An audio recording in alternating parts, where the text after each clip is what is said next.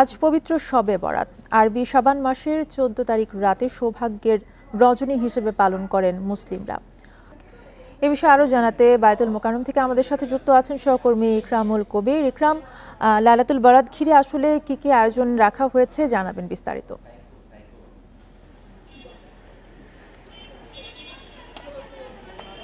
বায়তুল মোকাররমে জাতীয় মসজিদ হিসেবে কিন্তু প্রতি বছরই বেশ ভালো আয়োজন থাকে এবং আজকে তারই ধারাবাহিকতায় মাগরিবের পরে কিন্তু এখানে আলোচনা শুরু হয়েছে এবং আলোচনায় আজকে প্রধান বক্তা ছিলেন অন্তর্বর্তী সরকারের যে মাননীয় ধর্ম উপদেষ্টা এবং তিনি এই মুসল্লিদের প্রতি গুরুত্বপূর্ণ বয়ান রেখেছেন এবং এই দিনটির তাৎপর্য কি সেটা কিন্তু তিনি তুলে ধরেছেন এবং বিশেষ করে যে সঠিক আমল করার প্রতি আসলে তিনি আজকে আহ্বান জানিয়েছেন এবং যেমনটি বলেছেন যে কিছু অপসংস্কৃতি আসলে আমাদের সমাজে প্রচলিত সেগুলো থেকে বাদ দিয়ে কিন্তু আসলে বেশি করে নফল ইবাদত করা, কোরআন তেলাওয়াত করা, জিকির আজকার করা, এইটিতে কিন্তু আজকে তিনি বলেছেন, জোর দিয়েছেন বেশি সবাই যেন আসলে এটিতে জোর দেয়। আসলে হালুয়া রুটি এই সকল বিষয় আসলে কোনো ফায়দা নেই বলে তিনি জানিয়েছেন এবং তিনি যেটি জানিয়েছেন যে এই রাতে কিন্তু আসলে আল্লাহ তাআলা সবাইকে ক্ষমা করে দেন এবং হাদিসে যেটি আছে যে যারা মুশরিক এবং যারা হিংসা বিদ্বেষকারী এই দুই ধরনের মানুষ ছাড়া আল্লাহ কিন্তু আজকে সবার কিন্তু দোয়া কবুল করবেন এবং সকল মানুষ জাতিকে কিন্তু আজকে তিনি ক্ষমা করে দিবেন বলে তিনি আশ্বাস দিয়েছেন এবং এর জন্যই কিন্তু আলেম ওলামারা সবসময় বলে থাকেন এই রাতটিকে যত বেশি আসলে ইবাদত করা যায়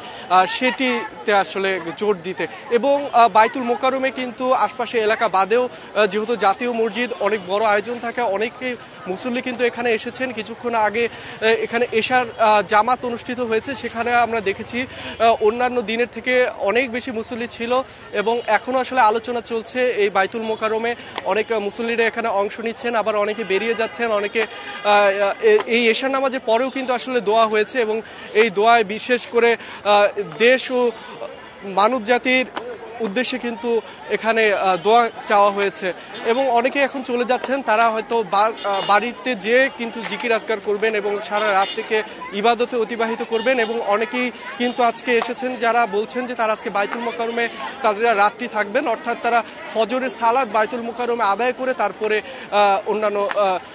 বাড়ি ফিরবেন এবং যেটি বলতে হয় যে এই শুধু বায়তুল মোকাররম নয়, কিন্তু সারা দেশে যত বড় ছোট সকল মসজিদে কিন্তু এই দিনটিকে কেন্দ্র করে বিশেষ দোয়া এবং ওয়াজের আয়োজন করা হয় এবং আলেম ওলামারা কিন্তু মুসল্লিদের উদ্দেশ্যে জরুরি বয়ান রাখেন কিভাবে আসলে মুসলিমরা কিভাবে আসলে মুসলমানের সফল হতে পারে, কিভাবে আসলে তাদের বন্দিগির মাধ্যমে এই জীবনকে আসলে সামনে এগিয়ে নিতে পারে এবং বিশেষ করে সৎ পথে চলার যে বিষয়টি, সৎ পথে আয় করার যে বিষয়টি, সেখানেও আমরা আলেম ওলামাদের মুখে শুনছিলাম ভিতরের আলোচনায় এবং একটু পর যেহেতু এশার নামাজ শেষ হলো এখনও কিন্তু আবারও কিন্তু এই বায়তুল মোকাররমে আলোচনা শুরু হবে কিছুক্ষণ পর এবং আমরা দেখছি যে আসলে মুসল্লিরা কিন্তু বেশ স্বতঃস্ফূর্তভাবে আজকের এখানে এসেছেন এবং তারা যেটি বলছেন যে এই ইসলামের ভালোর জন্য কিন্তু তারা আজকে আল্লাহর কাছে দোয়া চাইবেন এবং নিজেরা যেন কামিয়াবি হতে পারেন সেই দোয়াই চাইবেন। বিশেষ করে আজকে যেটি চাইবেন সেটি হলো ক্ষমা, কারণ আজকে রাতটিকে বলা হয় ক্ষমার রাত, কারণ আল্লাহ তাআলা কিন্তু মানুষকে ক্ষমা করতে পছন্দ করেন এবং তাদের বিশ্বাস আজকে বন্দিগির মাধ্যমে তারা আল্লাহর কাছ থেকে ক্ষমা অর্জন করে নেবেন। ইকরামুল কবির জানাচ্ছিলেন বায়তুল মোকাররম থেকে।